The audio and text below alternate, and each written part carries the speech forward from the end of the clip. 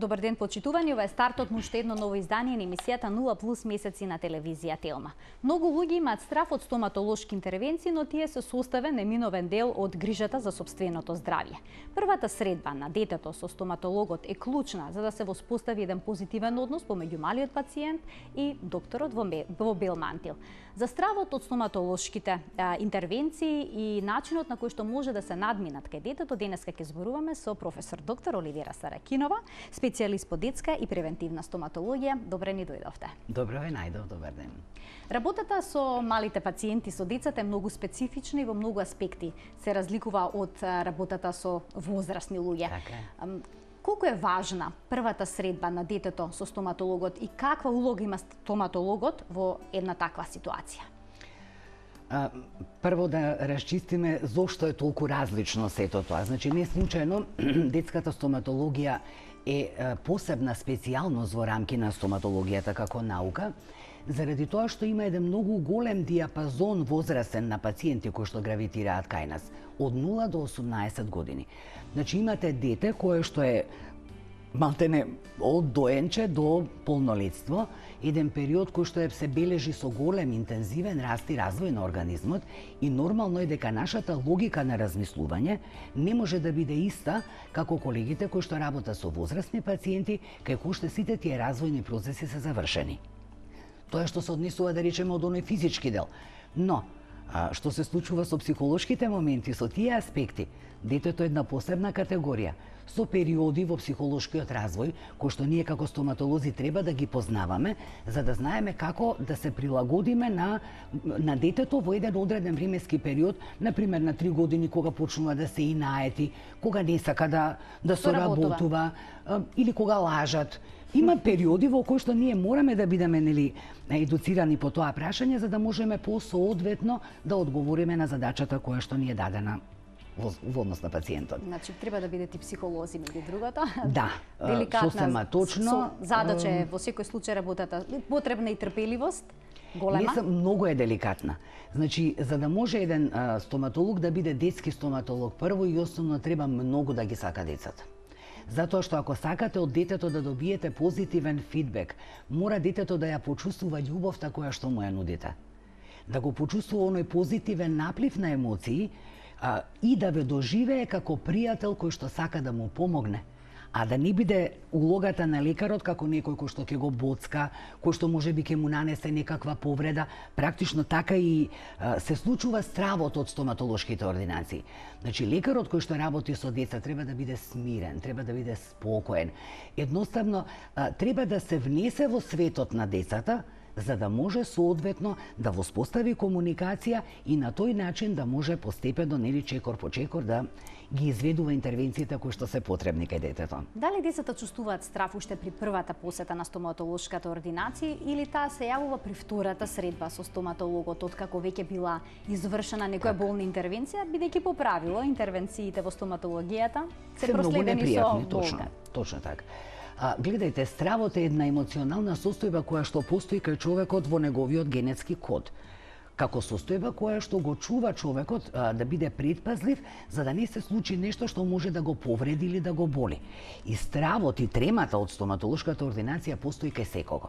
Само што луѓето различно ја експонираат. Децата, да кажеме, се многу поекстровертни во таа експозиција на нивните емоции, поврзани со стравот од стоматолог, додека кај возрастните сето тоа е многу поконтролирано.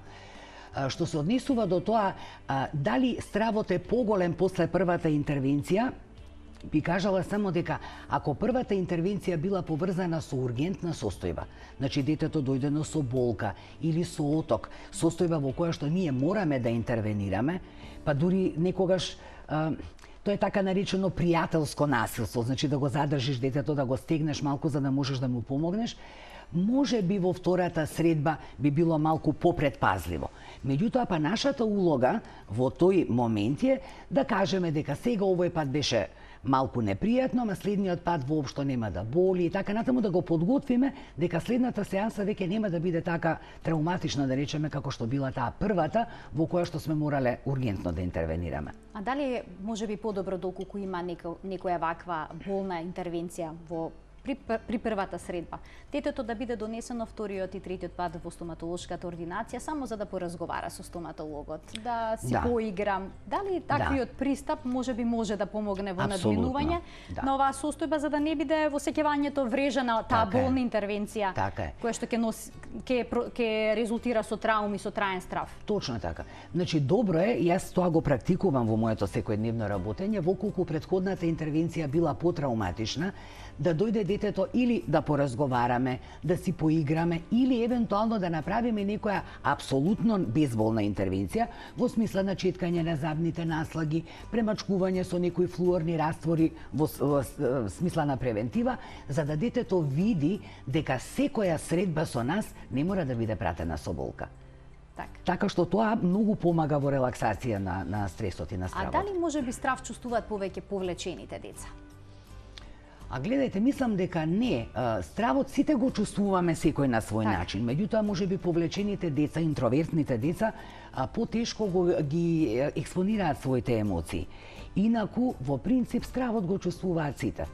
И сега зависи од тоа и колку е подготвено детето претходно, дали било во ситуација да слуша некакви приказни кои што се поврзани со стоматолошка интервенција, која што често пати знае да биде многу надградена за да биде интересно кажувањето, колку е страшно да се оди кај стоматолог, колку е страшна бушилицата и така натаму.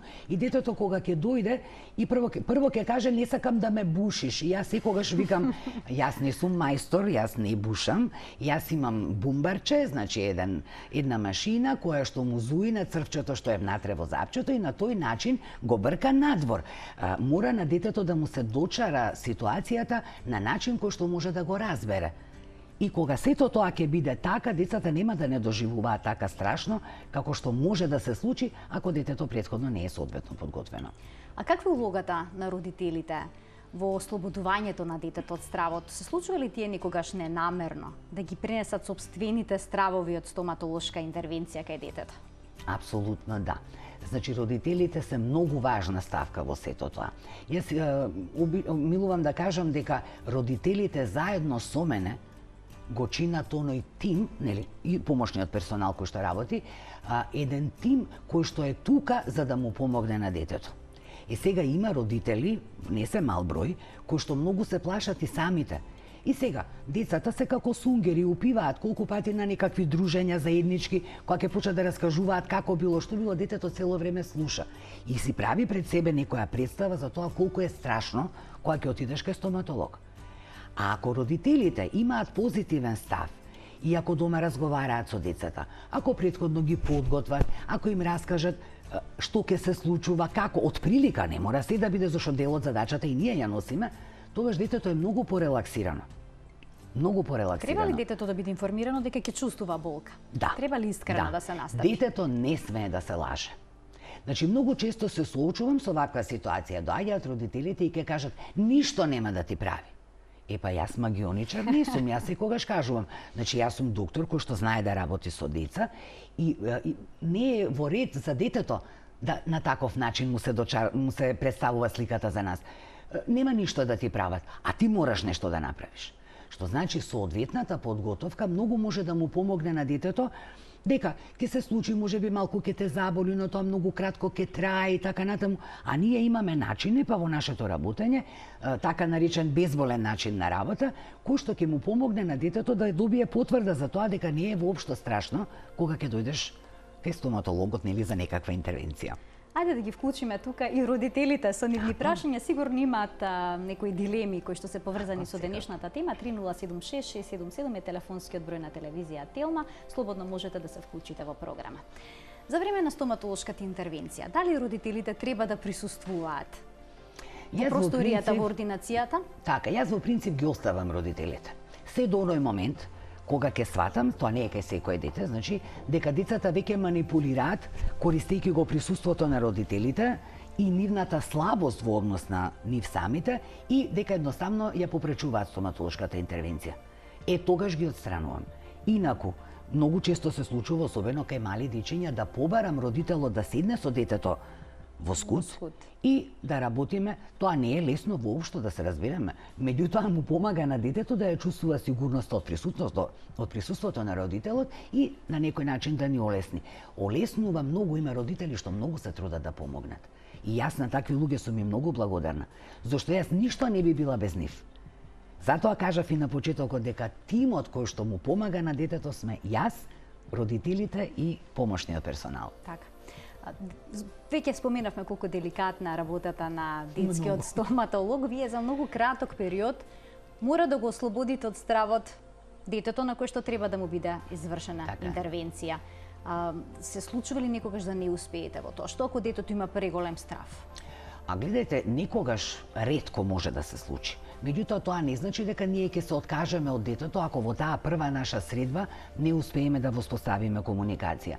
Ослободувањето на детето во однос на нашата работа, кај некои дечиња се случува постапно, значи повеќе пати треба детето да дојде на дружење, на некои ситни мали интервенции, за да пополека стекне доверба во нас. Вие и самите знаете колку е важно да стекнете доверба во својот доктор.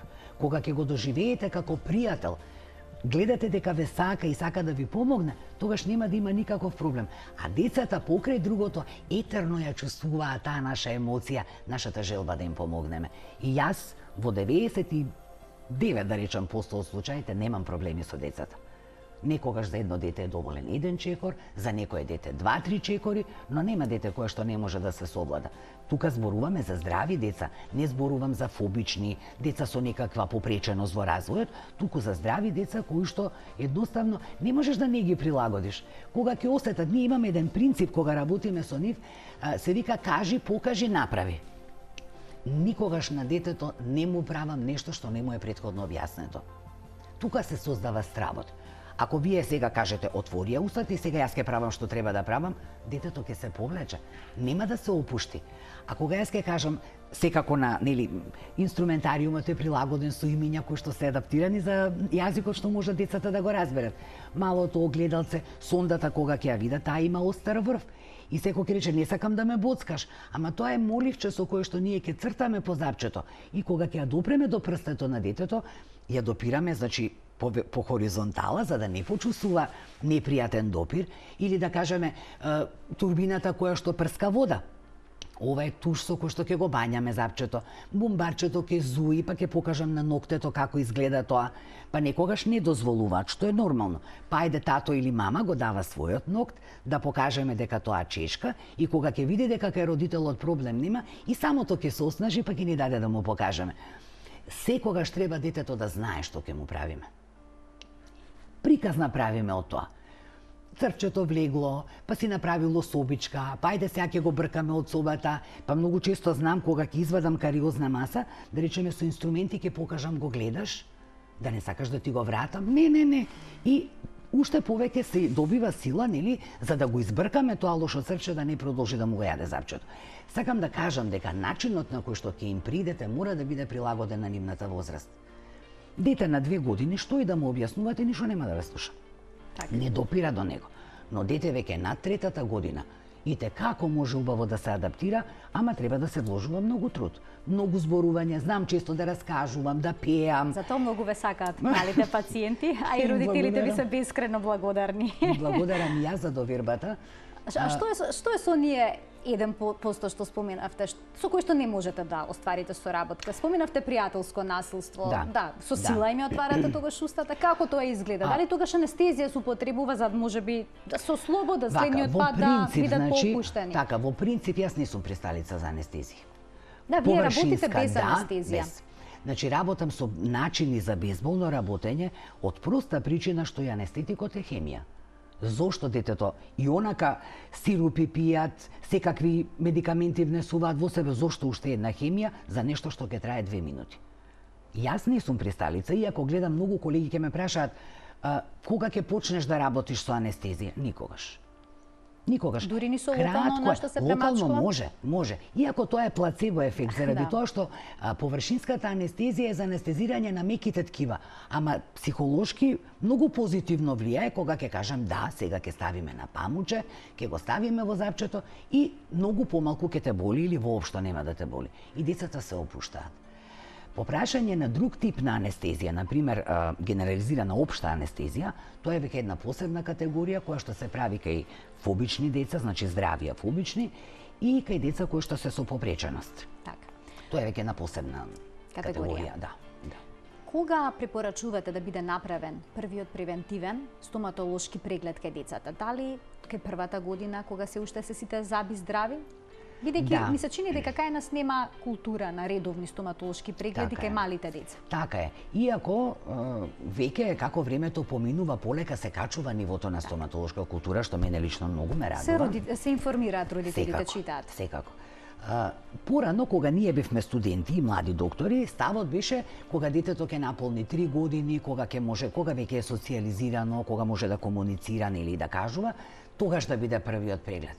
Ама кога се соочуваме со состојби, ние еднаш ке разговаравме на тема циркуларен кариес, тоа е кариес на раното детство, кој што ќе се јави некаде пред втората, околу втората година од животот, алармите ни се уклучени многу е доцна третата година.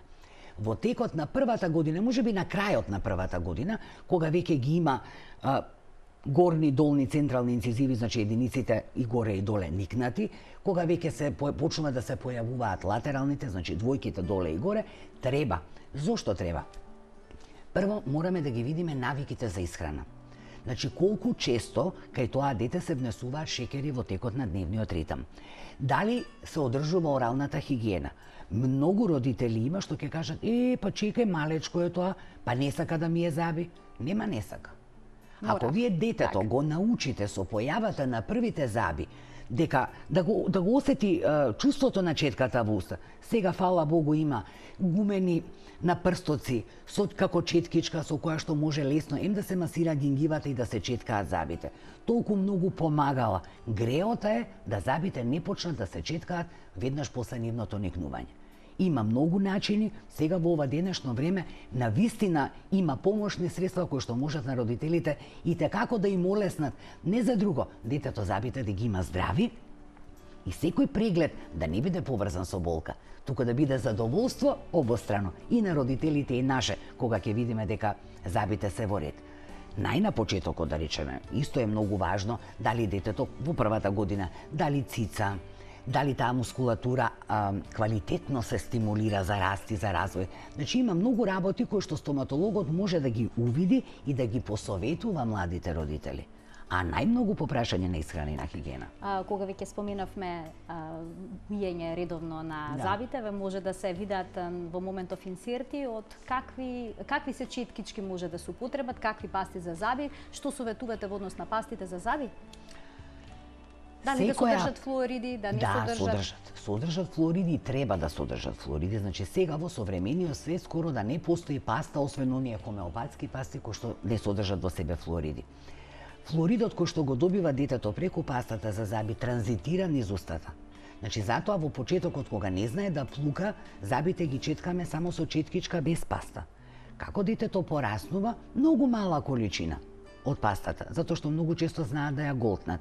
Меѓутоа, секоја паста е добра и секоја четка е добра ако се користи. Така. Најважно се користат редовно. Ете така, многу пати ќе ми кажат, ние имаме не знам колку четки, купивме електрична четка и со тие електрични четки јас ќе го кажам мојот став. Јас не сум присталица за електрична четка кај мали деца. Зошто? Прво заради тоа што четката е ротирачка она знае каде треба да се движи. Ама детето повеќе ја доживува како играчка отколку како средство кое што треба да ги исчетка забите. Тие мислат дека таа е волшебна и знае сама што треба да прави, а не е тоа баш така. Плюс тоа, тие звонат, свират, интересни се, ама додека детето не порасне доволно за да ја свати суштината на техниката на четкање, што треба да постигне, електрична четка не. Така. И родителите треба активно да учествуваат во целиот тој процес, да не се остави четката за заби на детето, кое што има 2 или 3 години да си игра, бидејќи се уште нема развиено фина моторика. Така, точно така. Значи, по мој совет е дека мајката треба со детето заедно да биде во купатило до прво оделение. Значи, на скут, седнување и четкање. Остави го и детето нека четка. Дали на куклата, некоја четка која што е ефтина, за да може да го има чувството на четката во раката. Или ќе ја стави во уста, меѓутоа нели да биде чиста, сега да не биде лавобото го брише па ја става во уста, но родителите имаат многу важна активна улога во тој период и во тоа учење на оралната хигиена. Дали ке вас пациентите најчесто доаѓаат кога веќе имаат кариес и тоа напредна болест, кога има оток, кога има болка, дали тоа голем стрес за детето? Како не? Гледајте, кога ќе дојдат прв пат... Дали мора да се поправат забите и зошто не треба млечните заби да се извадат пред време? Така. Значи, млечните заби мора да се поправат на време. Прво тоа да го расчистиме. Зошто? Во животот на човекот се менуваат две дентици. Додека е детето во раст и развој, функционира и присутна е млечната дентиција. Некаде од 6-та година, кога почнува никнењето на првиот траен заб, првиот траен молар во долната и во горната вилица, многу е важно да имаме добра кондиција на млечното забало. Замислете вие еден заб кој што туку што никнува, не толку нежен, толку порозен, и ако никнува во кариозно милје, шансите и ризиците за да настрада се многу големи. Тие заби, детето, млечните зборувам, треба да ги има за да може да джвака. Ако јаде квалитетно, ќе може нормално да расте. Значи, се компрометира и растот и развојот воколку млечната дентиција не се одржува како што треба. Тоа е едно. Второ, рецепторите за раст на вилицата, за да може да се обезбедува квалитетен раст и развој на целата орофасијална мускулатура, раст на вилиците, мора да имаме активно учество. Дете кога има болка, прво не ја користи воопшто страната за џвакање. Кога не ја користи страната за џвакање, се собира плак и почнува да се формира и забен камен. Забниот камен ќе направи механичка иритација и така натаму и така натаму. Каде е првиот проблем? Ноќно неспиење. Нервозно дете, неодморено, не може квалитетно да јаде. Родителите нервозни заради тоа што цела ноќ не спиеле и се довија дали да му даде сирупче парацетамол, дали ладна облога да му стави, дали топла, не е пријатно тоа. И кога доаѓаат во една таква ургентна состојба, мене ми е жал, затоа што и детето нас ке не доживее како некој кој што нешто мора да му направи, зборувам за пријателското насилство, а од друга страна ги гледаш и родителите измалтретирани, зошто кога тоа не мора да се случува? Така. Зошто? Значи, превенцијата е клучна. Апсолутно. Таа е на примарното место, тоа е императив за секој дел од човечкото здравје, па и за оралното. Што е со заливање на фисурите?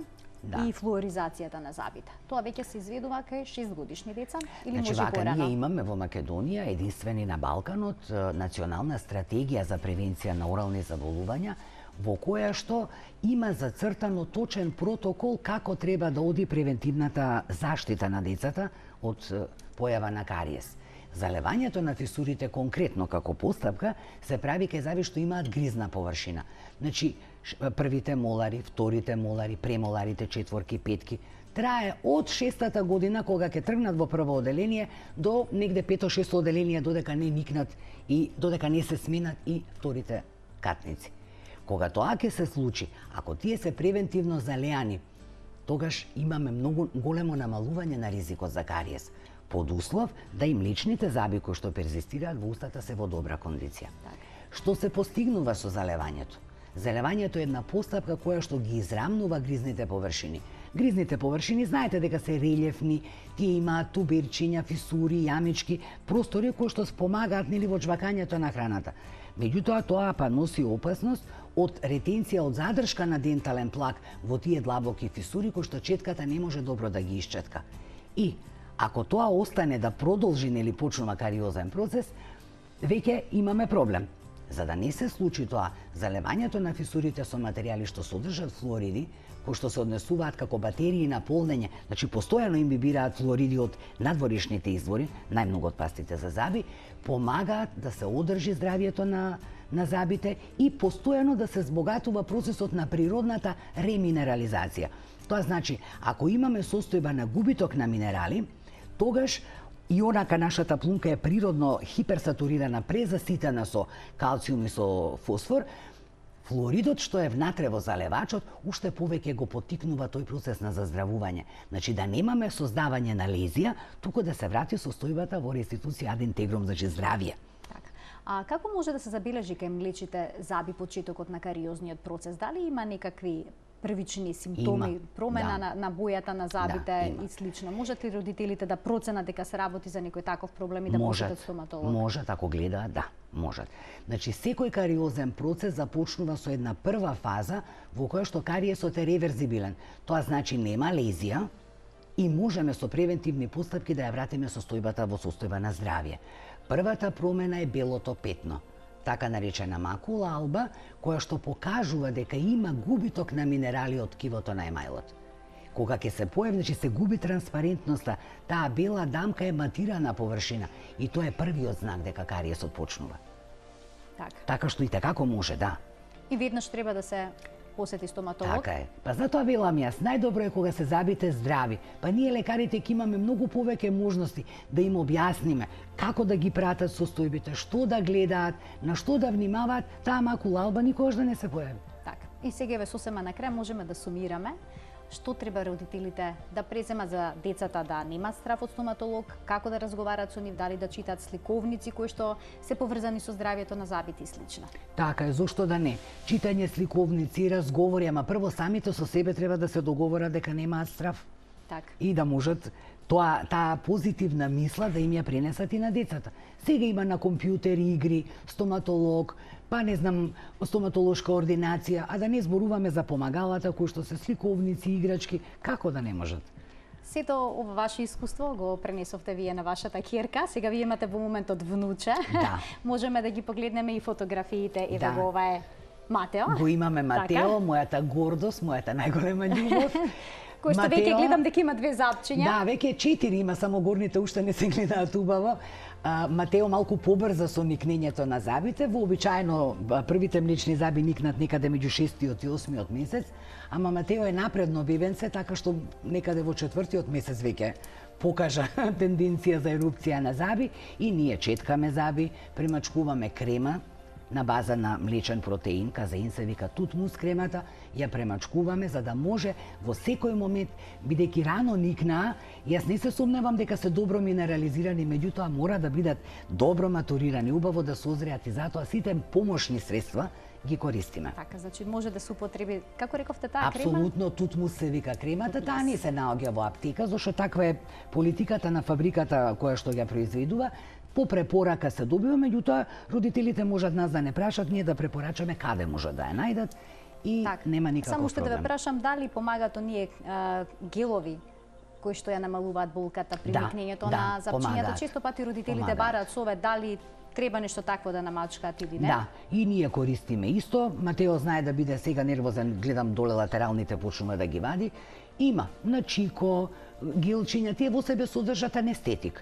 Некои од нив имаат и вкусови кои што се пријатни за децата и на децата воопшто не им е проблем да се намачкаат, а едноставно го ублажува тој момент на чешкање, на напнатост и зошто да не. Секогаш е задоволство да се разговара со вас. Навистина ми е драго што повторно бевте гостинка во 0N+. Се надевам дека наскоро ќе бидете уште еднаш дел од оваа емисија, кога ќе поразговараме за некоја друга тема која што е поврзана со педиатриската стоматологија. Благодарам, со задоволство. Ви благодарам за поканата. Тука го заокружуваме денешното издание, се гледаме како и обично секој работен ден од 12 до 12:30 во рамки на утринската на Телма. Пријатно.